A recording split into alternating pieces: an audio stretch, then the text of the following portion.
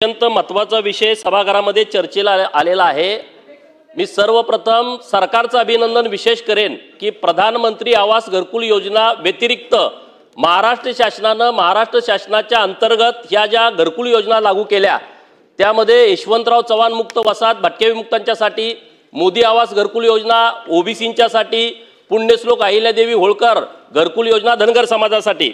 मला स्पेसिफिक प्रश्न विचारायचे आहेत कारण मागं 20 लाख घरं माननीय प्रधानमंत्री आवास घरकुल योजनेमधून आली आणि त्यामध्ये आपल्या सरकारनं अगोदर जे 1,20,000 रुपये घरकुलासाठी, 26,000 रुपये रोजगार हमीमधून, 12,000 रुपये शौचालयासाठी असं 1,58,000 रुपये घरकुलासाठी मिळायचे, परंतु आपल्या सरकारनं विचार केला की 1,58,000 मध्ये घरकुल होत नाही आणि प्रश्न 4 मिनिटं विषय तसाच आहे। 50,000 रुपये सरकारने वाढवले।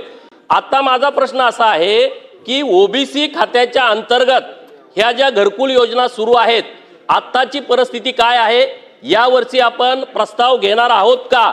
नाहीतर सरकारने 50,000 रुपये जर तिकडे दिले तर त्याच्याबद्दलची स्पष्टता आपल्याला ग्रामीण भागातील लोकांना येण्याची आवश्यकता आहे। मोदी आवास घरकुल योजना, यशवंतराव चव्हाण मुक्त वसाहत घरकुल योजना आणि पुण्यश्लोक अहिल्यादेवी होळकर घरकुल योजना याबद्दल सरकारची भूमिका काय आहे? मुख्यमंत्री महोदय सभागृहात आहेत, माझी विनंती आहे साहेब, आपली एक बैठक सह्याद्रीला झाली होती आणि त्या बैठकीमध्ये जे पालामध्ये राहणारी लोक आहेत, म्हणजे कडक लक्ष्मीवाला असेल, मर्याचा गाडेवाला असेल, पिंगळा जोशी असेल, कुडमुड्या जोशी असेल, सापवाला असेल, गारुडी असेल, हे जे सगळे वासुदेव आहेत, बहुरूपी आहेत, ही जी सगळी लोक आहेत यांच्यासाठी काय आपण नवीन वेगळं बजेट करणार आहात का? माझी हात जोडून विनंती आहे, याच्याबद्दल काहीतरी निर्णय आपण घ्यावा। माननीय अध्यक्ष महोदय, सन्माननीय पडळकर साहेबांनी जो मुद्दा मांडलेला आहे, मला या ठिकाणी सांगितलं पाहिजे की वेगवेगळ्या योजना तर आपण चालवतो आहे कारण आपल्याला लवकरात लवकर घरं द्यायची आहेत, पण यावर्षी मात्र केंद्र सरकारने देशामध्ये सर्वात जास्त घरं आपल्याला दिली आणि 30 लाख घरं, म्हणजे आपण लक्षात घ्या की गेल्या 7 वर्षामध्ये आपण 13 लाख घरं बांधली आहेत आणि या एका वर्षामध्ये आपल्याला 30 लाख घरं केंद्र सरकारने दिलेली आहेत, त्यातल्या 20 लाखापेक्षा जास्तीचं डिस्बर्समेंट देखील आपण केलेलं आहे। आणि म्हणून आत्ताच्या घडीला हे सगळे वेगवेगळे आपल्या ज्या योजना आहेत यातले जे लोक आहेत हे सगळे प्रधानमंत्री आवास योजनेत पात्र आहेत आणि म्हणून आपण हा निर्णय केला की आत्ता पहिल्यांदा प्रधानमंत्री आवास योजनेची जी यादी आहे ही पूर्णपणे, म्हणजे आता प्रतीक्षा यादी उरलेली नाही, सगळी प्रतीक्षा यादी पूर्ण आपल्याकडची सगळी संपली आहे।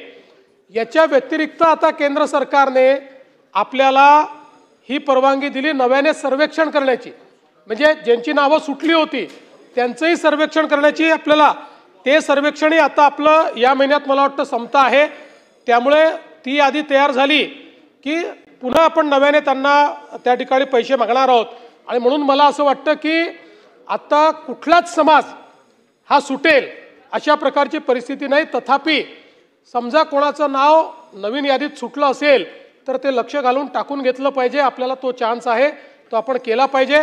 पण मी या ठिकाणी निश्चितपणे नमूद करू इच्छितो की देशामध्ये सर्वात जास्त घरं आपल्याला मिळाली आणि मी ग्रामविकास विभागाचं याकरता अभिनंदन करू इच्छितो की ग्रामविकास विभागाने सर्वाधिक वेगानं, म्हणजे पहिल्यांदा जे 20 लाख मिळाले एका महिन्यात त्यातल्या 15 लाख लोकांना मान्यता देऊन त्यांचं 10 लाख लोकांचं डिस्बर्समेंट केलं आणि आता जवळपास आपल्या म्हणजे जे काही आपल्याला आता घरकुल मिळाले त्यातलं 70% लोकांचा पहिला हप्ता आपण दिलेला आहे।